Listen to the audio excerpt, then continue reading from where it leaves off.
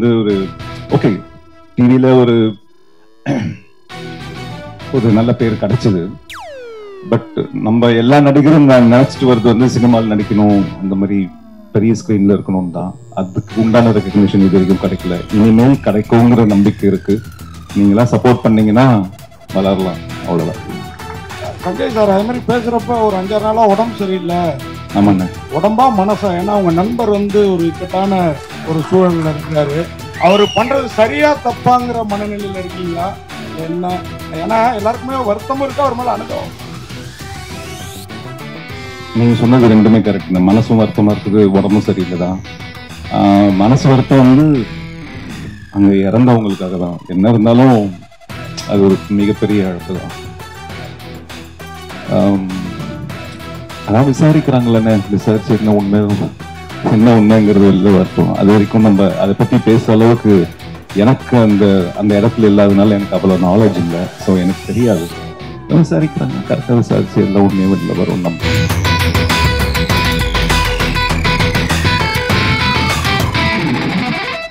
கருப்பன் அவரும் உங்க கிளாஸ்மேட்னு சொன்னீங்க. அவங்க 2 பேருமே நல்லா ஒர்க் பண்ணிருக்காங்க. கிளாஸ்மேட் மட்டுமா, கிளாஸ் மட்டும் கூட இல்ல ரொம்ப ஈடுபாடா ஒர்க் பண்ணிருக்க மாதிரி இருந்தது. அதாவது படிக்கிறதுக்கு அப்புறம் அவரு கருப்புலாம் இப்பதான் பாக்குறேன். படிச்சதுக்கு அப்புறம் ரொம்ப வருஷம் ஆச்சு. காலேஜ்ல படிச்சதுதான்.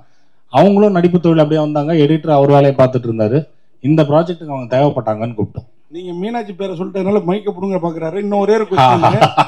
அதாவது சார் இந்த காதலி விஷயம் இருக்குல்ல, எனக்கு ஒரு சஞ்சய் அவரை பாக்குறப்போ இவ்வளவு பெருந்தன்மையான கணவரா அப்படின்னு தோணுச்சு. அந்த மாதிரி என் காதலிகளையும் யார்கிட்டையும் இன்ட்ரோடியூஸ் பண்ணி வைக்கல, என் மனைவியும் யாரையும் எனக்கு இன்ட்ரோடியூஸ் பண்ணி வைக்கல. அந்த மாதிரி எல்லாம் நிஜத்துல இருக்காங்களா? இதுல ஒரு முக்கியமான விஷயம் ஒண்ணு சொல்லியிருக்கோம். என்னன்னா, அவரு பொண்டாட்டியா அவங்கள நினைக்கல. சரியா? அவங்க வந்து அந்த குழந்தைங்களுக்கு அம்மாவா தான் இருந்திருக்காங்களே தவிர இவருக்கு ஒய்ஃபா அவர் இங்க எங்கேயுமே இருக்கல. ஸோ அப்படி இருக்கிற ஒரு தியாகிக்கு இவர் பெருந்தன்மையா இருக்கிற தப்பே இல்லைல்ல. அவங்களுக்கு இவரும் விட்டு கொடுத்து போகணும்ல லைஃப்ல. பவன் சார், சாந்திமா சாந்திமான்னு தான் கூப்பிடும். பவன் சார் சொல்லுங்க. இதுல வந்து ஒரு டயலாக் வருது, மக்களுக்கு ஏதோ நல்லது செஞ்சா வந்து அவங்கள வந்து இது பண்ண மாட்டாங்க அப்படிங்கிற மாதிரி ஒரு டைலாக் வருது. அது கொஞ்சம் இதால அந்த டைலாக் வந்து சஞ்சீவ் சார் வச்சு பேக்ரவுண்ட் பேச வச்சிருக்கீங்க. சஞ்சீவ் சார் விஜய் சாருடைய நண்பர். அது வந்து விஜய் சாருக்காக வச்ச டைலாக் மாதிரி இருக்கு. அது வந்து மனதில் வச்சு எழுதுனதா, இந்தியா எழுதுனதா? இல்லைன்னா சஞ்சீவ் சாருக்காக வச்சது இல்லை. கமிஷனர் வந்து ஜென்ரலா சொல்லுவாரு, நல்லது பண்றவங்கள இங்க வளர விட மாட்டாங்கன்னு. அது யாரா வேணாலும் இருக்கலாம்ல. இப்போ இல்லை, அது எப்போதும் நல்லது பண்ண ஒருத்தன் கிளம்புனா வளர விட மாட்டாங்கிறது தான். அது வந்து கமிஷனரோட பாயிண்ட் ஆஃப் வியூ தான். அது வேற யாரோட பாயிண்ட் ஆஃப் வியூ கிடையாது. கௌசிக் சார். Yes sir. பொதுவாக பார்த்தீங்கன்னா படத்தில் வந்து இப்போ எல்லாமே ட்ரெண்டிங் மாதிரி இங்கிலீஷ் இங்கிலீஷ் அந்த மாதிரி தான் வைக்கிறாங்க. பட் நீங்கள் வந்ததுக்கப்புறம் முழுமையாகவே ஜி தமிழ் அப்படின்னு வச்சது தமிழில் தான் டைட்டிலே கொடுக்குறாங்க. நீங்களா சஜஷன் பண்ணுறீங்களா இல்லை அவங்க கிட்ட இருந்து வாங்குறீங்களா தமிழில் தான் வைக்கணும்னு? இல்லை சார், இதுக்கு ஃபஸ்ட்டு இருந்தது ஒரு இங்கிலீஷ் பேர் தான். ஸ்கிரிப்டாக வரும்போது என்கவுண்டர்னு இருந்தது. அதுக்கப்புறம் வந்து நான் இங்கே சேர்ந்து 5 வருஷம் ஆச்சு. ஃபிங்கர் டிப்பு, அதுக்கப்புறம் இன்னொரு ப்ராஜெக்ட் மட்டும்தான் இங்கிலீஷில் டைட்டில் வச்சோம். எதுக்கு நம்மளுக்கு வந்து இங்கிலீஷில் டைட்டில்? தமிழில் வந்து நம்மளுக்கே தெரியாத எவ்வளோ வார்த்தைகள் இருக்குது. செங்கலம்னு வச்சோம். நிறைய பேர் கேட்டாங்க செங்கலம்னா என்ன. ஸோ அந்த செங்கலம்னா என்ன அப்படின்ட்டு கேட்கறதுக்கு நம்ம வந்து ஒரு இன்ஸ்ட்ருமெண்ட்டாக இருக்கோம் இல்லையா. இப்போ வேடுவன் அப்படின்னோடனே நிறைய பேருக்கு தெரியல. ஹண்டர், அதாவது முருகன் ஹண்டிங்க்கு போகும்போது அவருக்கு ஒரு நேம் வந்து வெடுவன்னு இருக்கு. அது வந்து செய்யோன்னு இருக்கு. அதோட ஈக்குவலண்ட்டாக வந்து நம்ம வெடுவன்னு வச்சோம். செய்யோன்றது வந்து அந்த கேரக்டரு.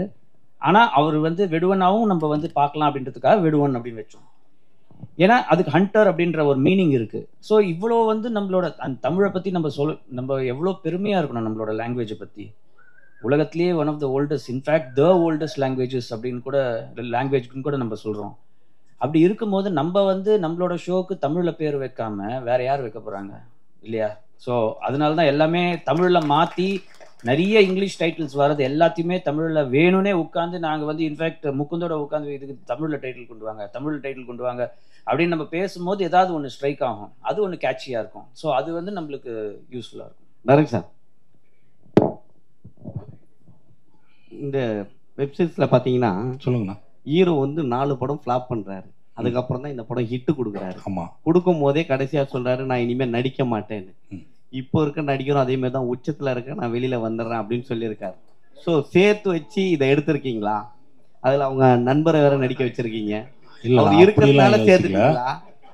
இல்ல அப்படிலாம் யோசிக்கல. என்னன்னா ஃபர்ஸ்ட் நிறைய கதையெல்லாம் மாற்ற. டைரக்டர் சார் சொல்லுங்க. Sorry question sir. ஒவ்வொரு கேரக்டருமே நீங்கள் சூஸ் பண்ணது master stroke. Thank you. Kanna Ravi நான் வந்து ஒரு ராஜேஷ் கண்ணாவை பார்க்குறேன். Super future. அப்புறம் வினுஷாவோட கேரக்டர் அண்ட் இந்த ஈஸ்வரி ராவோட மெச்சூரிட்டி ஒவ்வொரு ஃப்ரேம்லேயும் super. That is saying a tall order. But அவ்வளோ தூரம் பண்ணாங்க. Lavanya is a very sweet girl, sister, anybody sister. ஒரே ஒரு சின்ன ஒரு இதுனா, அந்த இவங்க வீட்டுக்கு அழைச்சின்னு போகிறாங்க இல்லையா வினுஷா, இவங்களை முடிய கண்ணாவை, அப்போ வந்து தெரிஞ்சுடுறது யார் வீட்டுக்கு. அந்த போஸ்டர் நீங்கள் காமிக்கிறீங்க, ஆதியோட போஸ்டரும் அந்த ஹென்ச்மேன் வந்து ஒரு குரூப்பாக 4 பேர் போவாங்க. That could have been, that suspense could have been retained for 2 more minutes. என்னோட சின்ன ஒப்பீனியன். அது நம்ம ட்ரெய்லர்லயே சொல்லிட்டோம். நான் ஹஸ்பண்ட் அதுக்கு மேல ஒண்ணுமே இல்லையா? Already told. Great product sir and please do more. Sanjeev sir, இங்க சார் சஞ்சீவ் ஒரே செகண்ட். சார் கேட்ட இதுக்கு வந்து இன்னொரு கருத்து ஒன்று சொல்லணும்னு நினைச்சேன். நானும் ஒரு காலத்துல நடிச்சவன் தான், நானும் கேள்வி கேட்டவன் தான். இன்ஃபேக்ட் நான் ஒரு இன்ட்ரெஸ்டிங்கான இன்சிடென்ட் சொல்லணும்னு நினைச்சேன். ஒரு ஆர்டிஸ்ட் வந்து ரொம்ப ஜஸ்டிஃபைபிளாக ஒரு கொஸ்டின் ஒன்று கேட்டாங்க அப்படின்னா அதை காது கொடுத்து கேட்கணும். ரொம்ப 2 நாள் முன்னாடி நடந்த விஷயம் சொல்கிறேன். கண்ணா ரவி வந்து ஒரு விஷயம் எங்ககிட்ட ஒரு டவுட்டு கேட்டார். எங்களுக்கு அது நியாயமாக பட்டுச்சு, அதை நாங்கள் மாற்றினோம். அந்த மாதிரி ஒரு விஷயம் ஒரு நடிகன் கேட்கும் போது கண்டிப்பாக மாற்றலாம். சும்மா ஏதாவது எனக்குன்னு இப்படி வெய்ய, எனக்குன்னு அப்படி வெய்யின்னு கேட்கும் போது தான் பிரச்சனை வருது சார். சஞ்சீவ் சார், சார் நீங்கள் மேடையிலே வந்து ஒரு ஃபீல் பண்ணீங்க, நீங்கள் ரொம்ப நல்ல நடிகர் சரிங்களா, எல்லாத்துக்குமே அட்ஜஸ்ட் பண்ணிட்டு போகிற ஒரு நடிகர். ஆனால் உங்களுக்கு ஒரு வாய்ப்பு வந்து தமிழ் சினிமாவில் ஒரு முக்கியத்துவம் கொடுக்க மாட்டாங்கன்னு ஒரு விஷயம் இருக்குது. அதை நீங்கள் எப்படி பார்க்குறீங்க? இப்போ வந்து ஜிஐ வந்து உங்களை எடுத்திருக்காங்க, படம் வந்து சூப்பராக வந்திருக்கு, நீங்களும் நல்லா நடிச்சிருக்கீங்க, அதில் பார்த்தீங்கன்னா அப்படியே விஜய் மாதிரியே வர்றீங்க. சரி, இது உங்களுக்கு எப்படி தோணுது?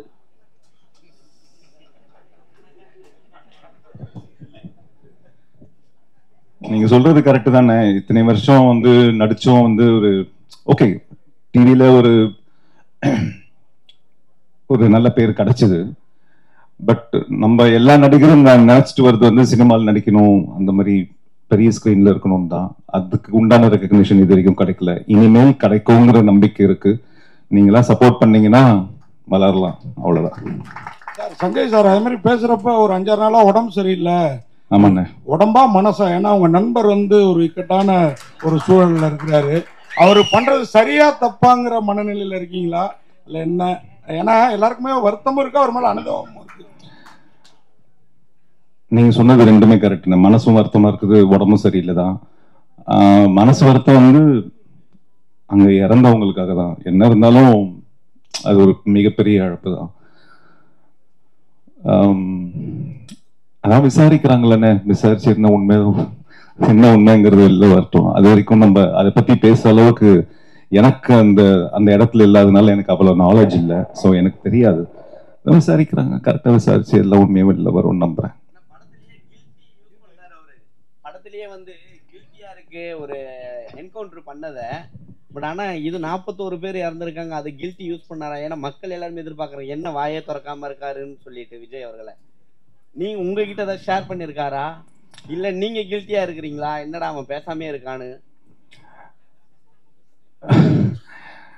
இந்த கதையை பத்தி பேசுவோம்னா நீங்க அதான் சொன்னல, நீங்க கேட்கறதுக்குலாம் வந்து எனக்கு அந்த அளவுக்கு நாலேஜ் இல்லை, நம்ம அங்க இல்லை, அதனால நம்மளுக்கு தெரியாது.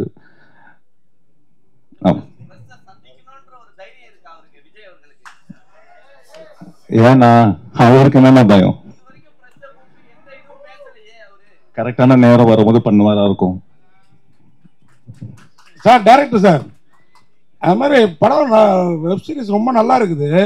சில இடங்கள்ல டயலாக் வந்து இன்னும் கொஞ்சம் மெச்சூர்டா. என்னன்னா மெயினா அந்த கமிஷனரும் கண்ணா ரவி சாரும் பேசிக்கிறாங்கல்ல, அதாவது அவர் போயிட்டு இன்னைக்கு நைட்டு ஹெட்லைன்ல வரும் சார்னு.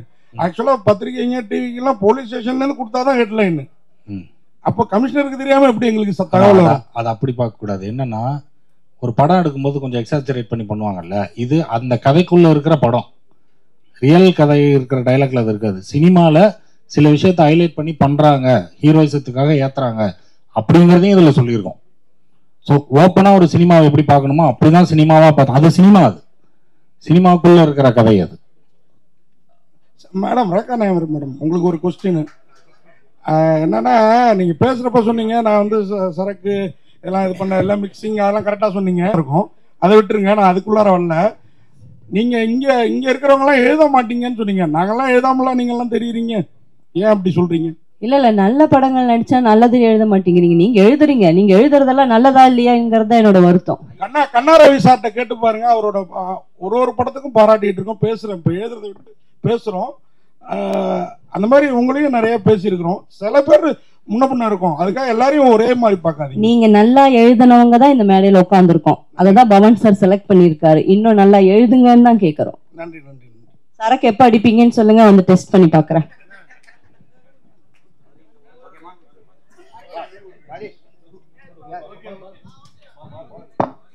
டைரக்ட் இங்க ஒரு கேள்வி. படத்துல வந்து ஆதிநாதன் இருக்கார்ல, வில்லன் இருக்கார் இல்லையா? ஆமா. அவர் வீட்டை காட்டும்போது வந்து மருது சகோதரர்கள் போட்டா காட்டுறீங்க. அது மருதுபாண்டிபுரம்னு பேர் வச்சதுனால. அப்படியா? அதுக்காக தான் மருதுபாண்டிபுரம்னு பேர் வச்சதுனால, சரி இது மருது சகோதரர்கள்ங்கிறது ஒரு சின்ன ஐடென்டிட்டியா இருக்கட்டுமேங்கிறதுனால வச்சதுதான் அது. மற்றபடி எந்த இதுவும் இல்லை. வந்திருந்து சிறப்பு சேர்த்த அனைவருக்கும் அன்பும் நன்றியும்.